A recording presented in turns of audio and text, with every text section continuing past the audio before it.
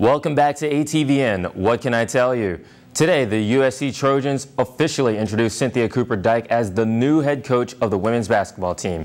Cooper-Dyke has won at USC, in the Olympics, and with the WNBA's Houston Comets. And now she'll look to carry that success as a head coach.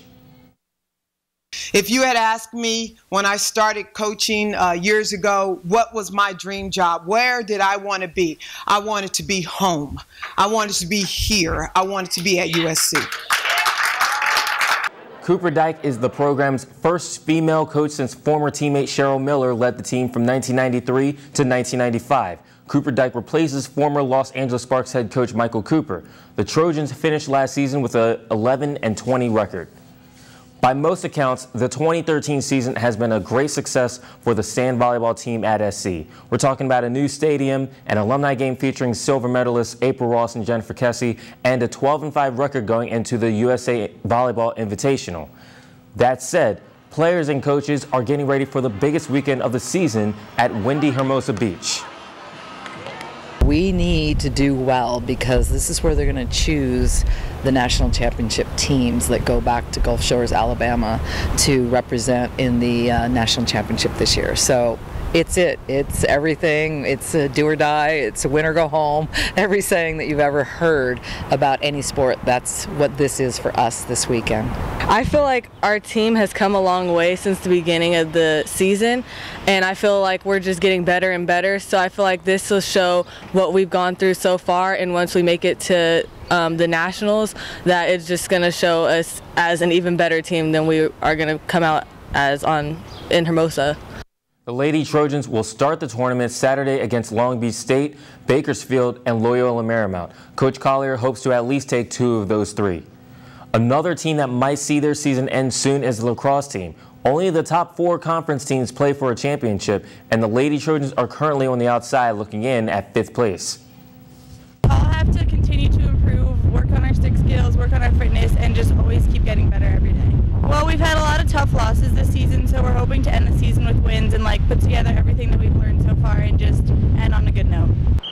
The lacrosse team is 3-3 in the MPSF. On Saturday, the Lady Trojans closed out their home schedule against Fresno State. The baseball team won't be seeing Dado Field for a while. The team is in Loyola Marymount for the first of 8 straight games away from South LA. Coach Dan Hubbs wasn't sure who would pitch today between Brent Wheatley and freshman Brooks Kriske, but Wheatley got the call. And Wheatley started the game, but pitcher Matt Munson was credited with the win.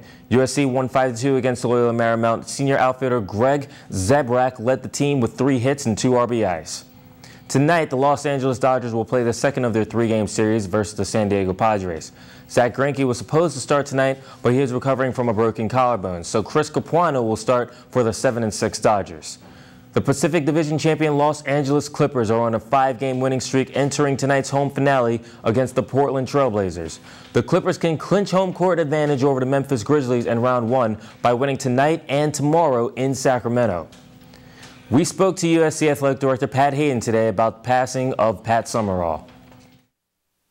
I was very, very sorry to hear about Pat Summerall. Pat Summerall has been a longtime friend of mine, and I broadcast with him many, many years ago, but really an icon in the broadcasting industry. I believe he broadcast the very first Super Bowl, did the Masters, did every really big event in athletics. The former kicker and broadcaster was 82 years old.